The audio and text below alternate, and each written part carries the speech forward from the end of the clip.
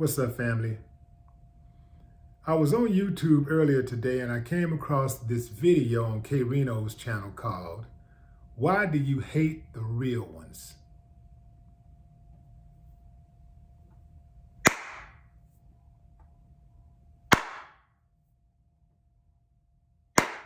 Let me tell you something, fam. Short video, but poignant. One of the best videos you can watch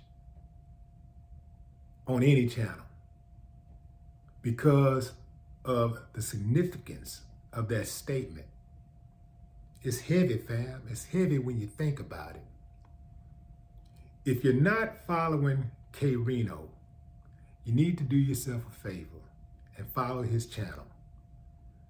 Go to the real K Reno. It's the real K-Reno, R-I-N-O. K Reno is one of my favorite people. Me and K Reno did some music back in the Gap, and he's one of those guys who is an unsung hero of hip hop. He's been doing it for a long time. Never got that mainstream recognition, but the mainstream recognize him. You understand what I'm saying? I'm talking about the real cats. The cats are in the game. They recognize his contributions. K Reno does a lot of these shows, videos where he just talk about real life issues and just try to give people information and instructions to help them navigate through this wild, crazy, beautiful world. Do yourself a favor, fam. I'm telling you. Go check him out. Go check him out. Subscribe, subscribe, subscribe. I can guarantee you, I don't know who you're following, but I bet you, if you check him out, you're going to learn something that's going to help you out. So, let's see if we can answer that question. Why do you hate the real ones? Why do we hate the real ones?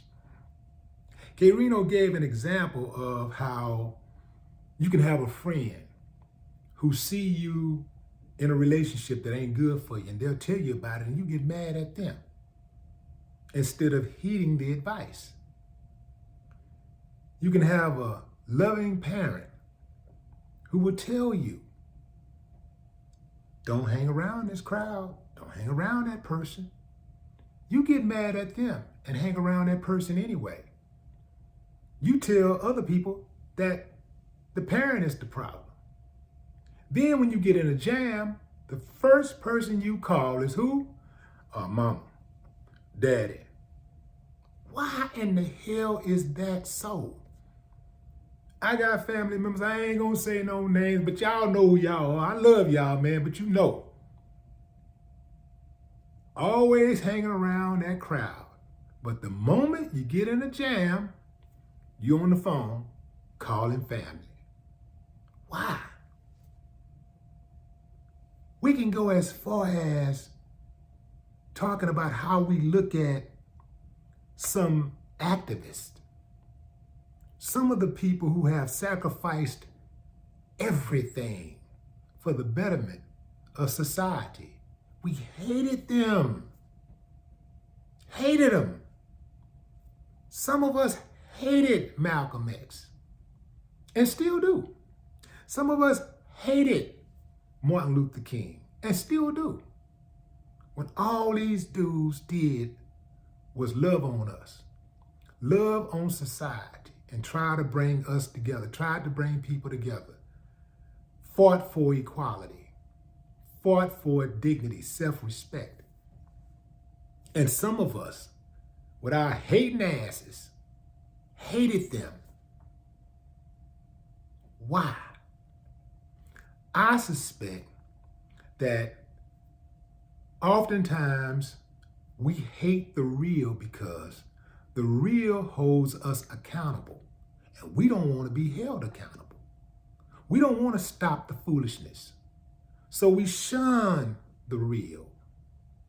We talk down on the real, and we embrace the fake, because the fake is going to tell us everything we want to hear. When we get out of pocket, the fake ain't going to pull our coattail and say, hold on, man, that ain't right, man. Don't do that. Don't do that. The fake gonna let you just go out there and be a crash dummy. The fake gonna smile in your face, and soon as they get around somebody, man, it's crazy. You know, she's a fool. You know what? This is how it goes. Martin and Malcolm sacrificed everything. And there was a great deal of black people who hated those men and still do. There's a great deal of black people to this day hate Farrakhan.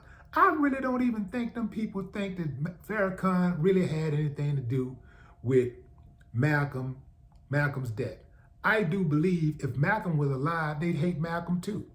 They just talk down on Farrakhan because they need some black person who black people love and follow and respect to be mad at because they don't want to get right.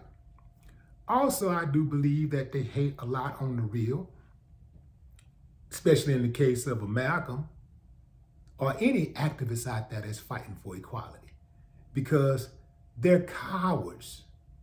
They don't have the bravery that those gentlemen and women exhibit. So they fear that perhaps they're stirring the pot and they gonna make Massa mad, and Massa gonna make it hard on me. Yeah, fam. I see it all the time. I see it right here on YouTube where you got some dudes who got channels that are devoted for dragging black people. They target black people who are putting it out there, putting their reputation on the line daily for black people. Some putting their life on the line because I'm gonna tell you, it ain't the easiest thing riding for black people. That ain't the easiest thing to do. We live in a country that targets black people for failure. We live in a country where we have politicians who work daily to deny black people quality life. That's right, daily. Who sit around and plot, scheme to try to figure out ways to get us off our square and deny us education, give us inferior education, and put our babies in jail, feed our communities bad food. Yeah. Use us as guinea pigs for medical situations, testings. Yeah. So, what do you do about that? If you are the person who is riding for your people, understand there's always going to be a certain segment of them who have that Stockholm syndrome. And ain't nothing you're going to be able to do about it but bust them upside the head. That's it. Or wait till they're dead, because they're never going to get it. They were built like this. That's who they are. That's probably who their mom and daddy was. That's probably who their grandparents was. That's probably who their kids are going to be. If you're on the flip side of that coin and you're getting the advice, embrace it. Embrace it. I've always been the kind of person that the people that love me, for the most part, even if I don't want to hear it the first time they tell me, that's because, again, I don't want to change my bad behavior. Even if I didn't want to hear it the first time, I would process it, allow it to process, and I'll come back a few days later and say, you know what, you were right.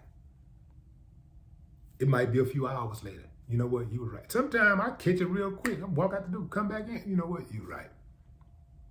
I've especially done this in my relationships.